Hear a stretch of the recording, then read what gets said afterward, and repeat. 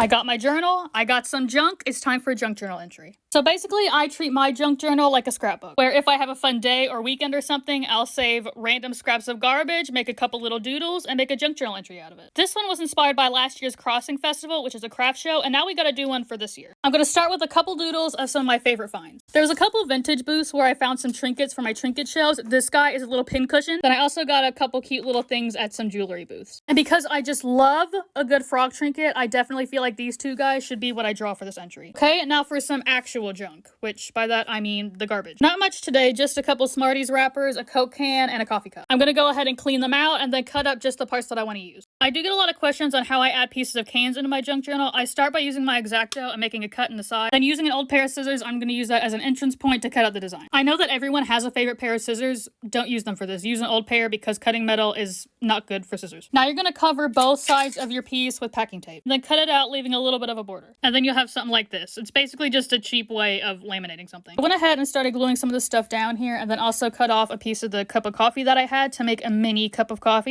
I did color it green to look like the matcha that I had because I'd never had one before and just wanted to try something different. And personally, I can't say I'm a fan, but I mean, it was fine. I don't know who Ruth Brady was, but shout out to her because this is a vibe. This is gonna look so cute on one of my trinket shelves. This little painting though does not do it justice, unfortunately. And then the last larger item I think that I'm gonna add is gonna be the Crossing Festival, the name of the craft show, which I'm gonna put at the top of the page. I really miss back when craft shows used to be actual crafts before it started to be just a bunch of people putting AI slop on t-shirts and tumblers. Like, who's buying those?